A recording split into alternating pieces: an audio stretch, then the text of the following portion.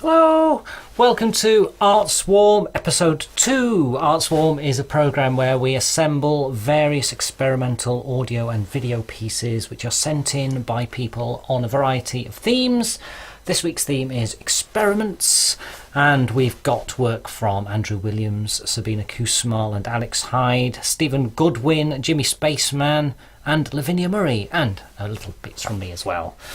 And we start with a piece by Sabine Kussmaul and Alix Hyde. This is a duet by electric guitar and electric sewing machine. The sewing machine was connected to a microphone and mic'd up to make a rhythm at a live venue in Macclesfield.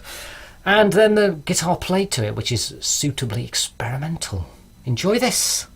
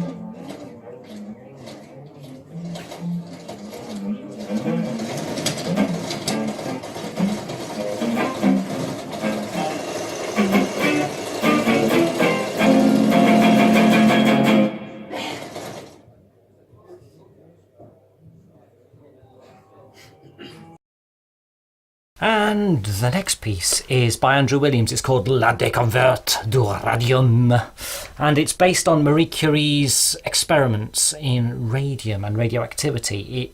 In its radium is represented by the A chord, and it gradually decays into an F chord. There's also a few other chords as it decays through various materials. It's by Andrew Williams. Enjoy this.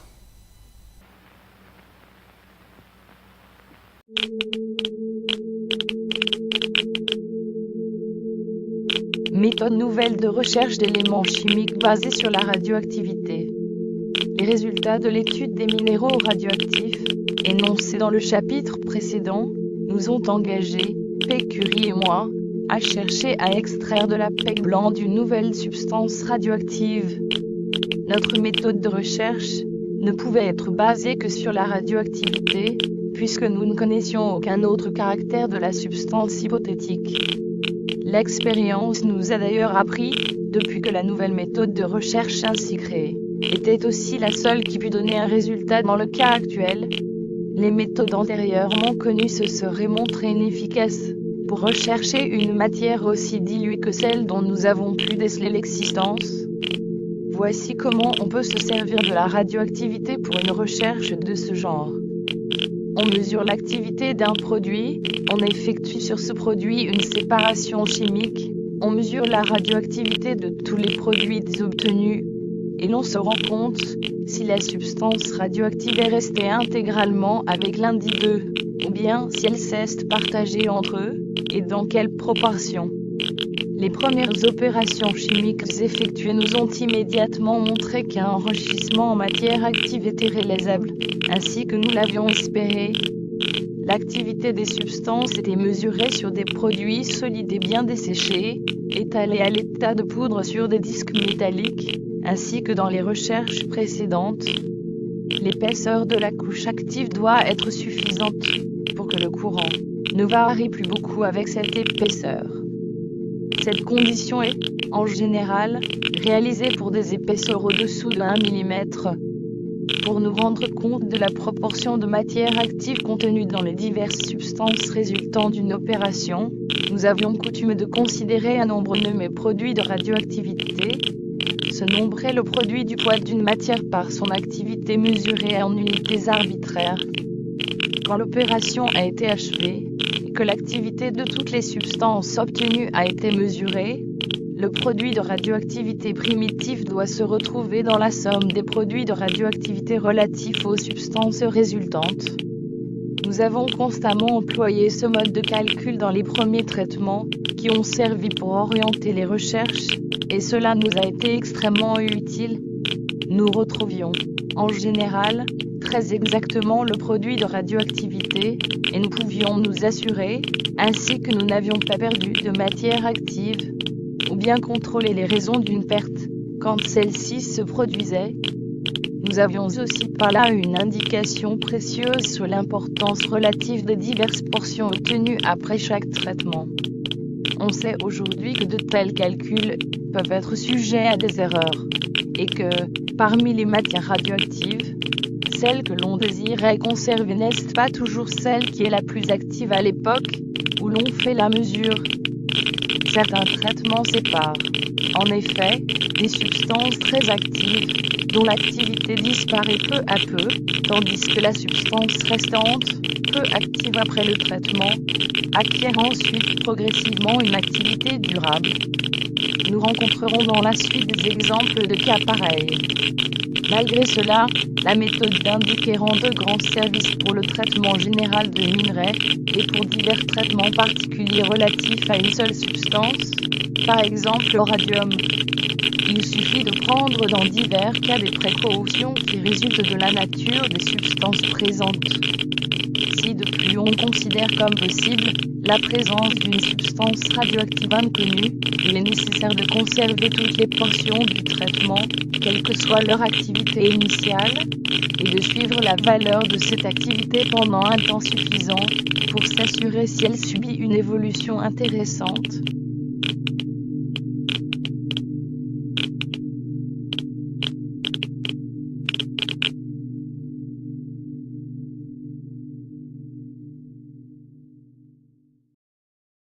And now in ArtSwarm I present The Experiments, which is a piece by Stephen Goodwin.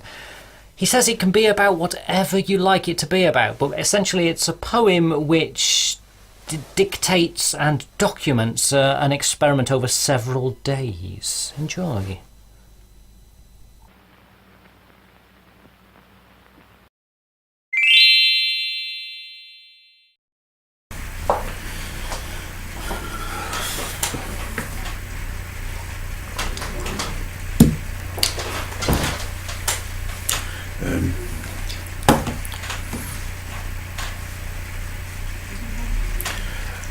Day 19, subject still green, angry looking, mean, expressed a wish to clean. I'm glad.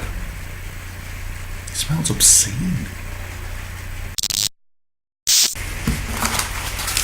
Day 20, greenness wearing off, shows signs of tickly cough, eating. Not enough. Subject's really tough. Day 21.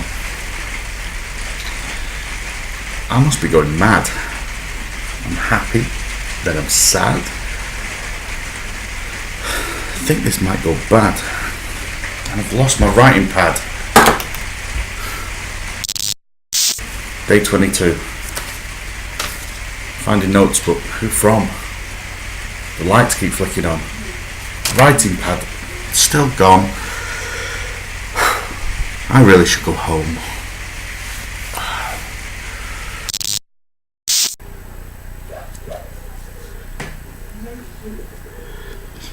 Day 23.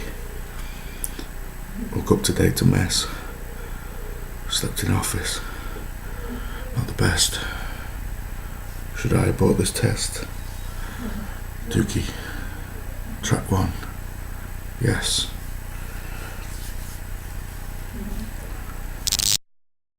Day 24. Send out an SOS. Please. This is not a test. This should be my day of rest. This is my last request.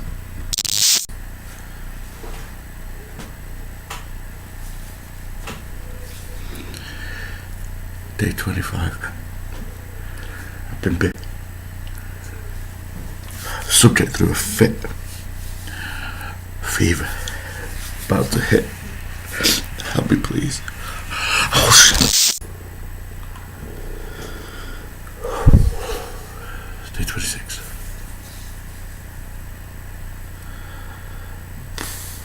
Subject calming. It's alarming. Who did the harming? This greenness. It's embalming.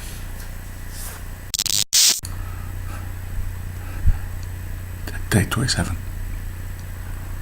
Subject has disappeared. This room has all been cleared.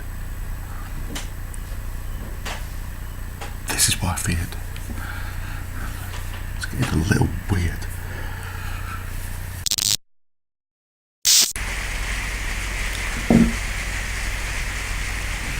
Day 28. Subject still green. Angry looking, mean, expressed a wish to clean. I'm glad. He smells obscene. Hello, and hope you're enjoying ArtSwarm this week, or this fortnight. It goes out every fortnight. The next piece is one of mine. It's called Passing Sea, and it was a live experiment in Mashguru in Macclesfield. Basically, I gave 7 people musical instruments of different sorts, and I began by playing the note of C, and C, E and G, which is the major triad in the C scale. And then I passed this note on to the next person in the chain, and they began playing the C and the E and the G, and then they passed it on to somebody else, and I stopped. So it gradually moved around the 7 musicians and members of the audience who were given instruments. And at the end, we all jammed along.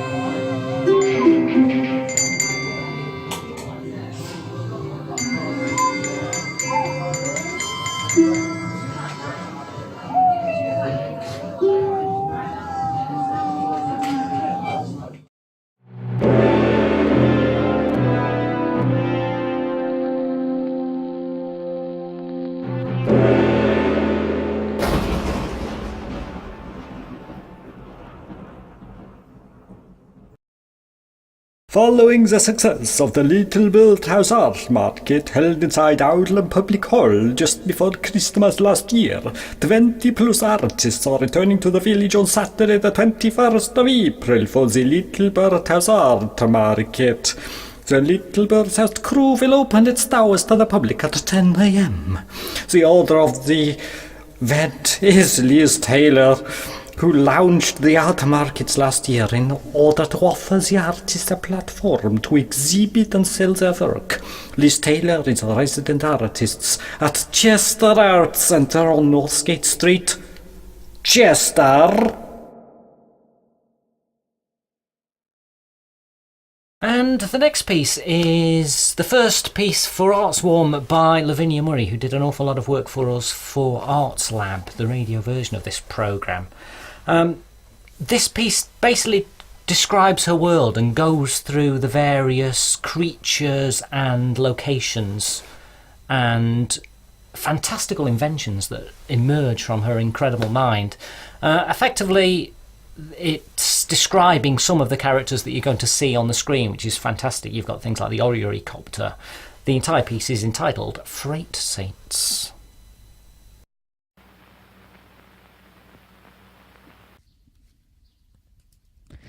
This is a work in danger. This is a work in progress. Danger. This is a work in progress. Danger. This is a work in progress. Danger. And here we have an orrey-copter. It's like an ordinary helicopter, but it's been interrupted by the Freightsaints going across the sky of the Freightsaints. Freightsaints take priority. They have right of way, and the orrey-copter has to give way to the Freightsaints. Back in the sky again, flying back in the sky again. It's an orrey-copter, which means the blades are missing and an orrery has taken its place, and the dear helicopter remains airborne by the motion of the planets. By the motion of the planets. And with a closer view, and above, there's the moon and a skeleton party blower. What the waiting to do with the party blower? They all make way for more Freightsaints in an Odinil sky, Freightsaints, Odinil sky, and below is the sleeper. It's Simon the self-harming snowman throws snowballs made himself and starting it. And below, as well as the urban dog-walking business run by a man with a crane, or a woman with a crane. And we have a woman riding by a sledge pulled by sphinxes and a tie seller, and the ties are obviously food in that part of the country. People buy them like hot pies. And we're back in the sky, and it's Captain Moribund who's piloting the orrey-copter. It's Captain Moribund, and as I said, it's the motion of the planets that keeps it airborne, and black holes stick to the orrey-copter like whelks and barnacles to a ship.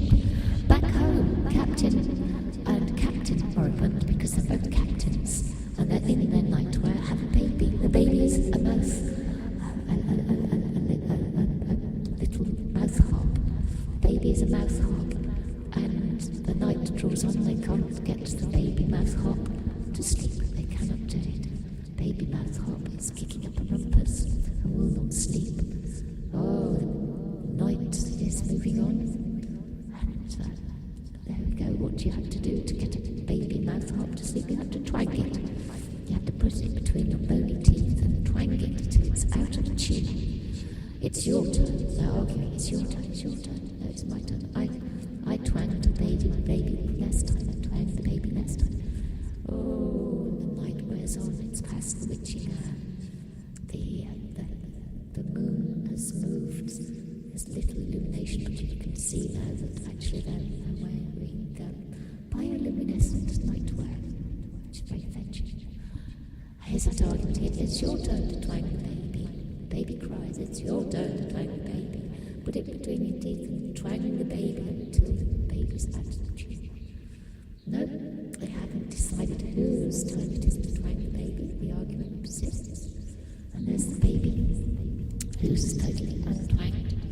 And, yeah, what more can I say? It's like Christmas every day and above them the constellations. The constellation of the fish bones through the horse and the body bags on the horse. The constellations of the airborne body bags with the horses with fish bones protruding from their backs. The constellation of the glittering things, basically. Thank you.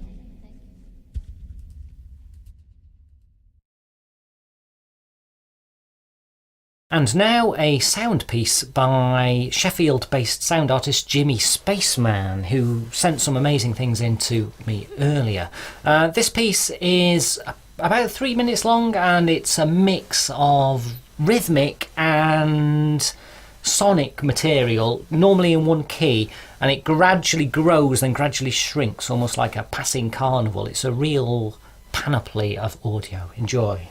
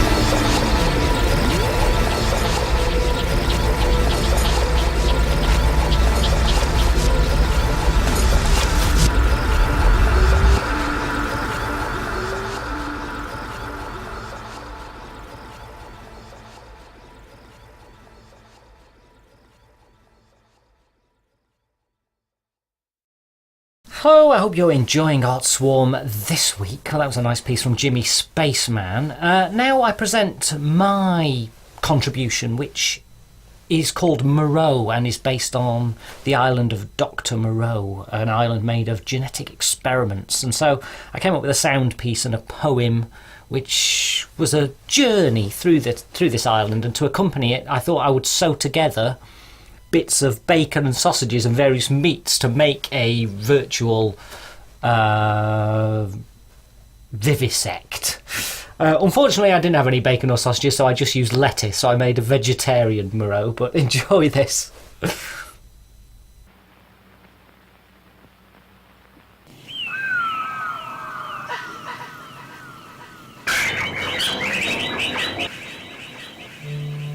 I went to an island, a world populated by strange beings, machines of meat developed for unknown fetishistic purposes. I asked a reptile creature, "Take me to your leader." We cut through harsh forests. I saw many strange beings made from other bits of thing. I was taken to a fine house. A man was there. He said his name was Moreau.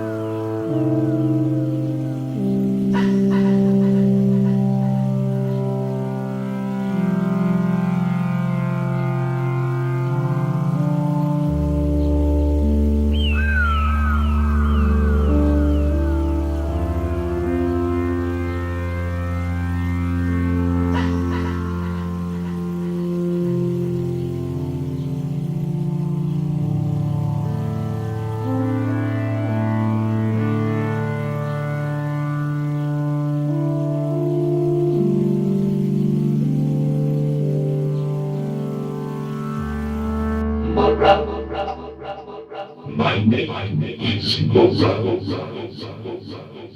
I am Lord of this island. It is mine.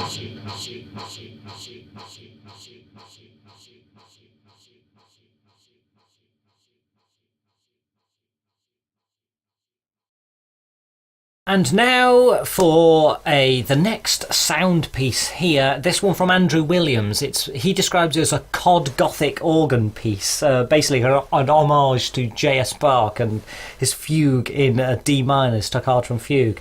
He's accompanied it with some images of a Frankensteinian laboratory, which is rather fun. I hope you enjoy this.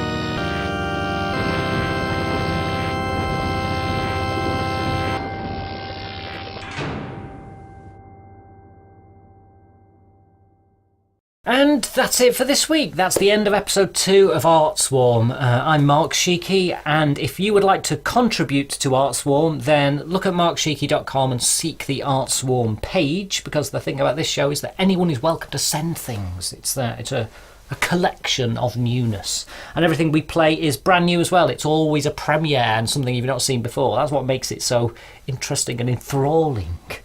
Well, next fortnight's show, because it's every fortnight. I probably say next week all the time accidentally, but it actually goes out every 2 weeks. Although on alternative weeks we have a highlight piece.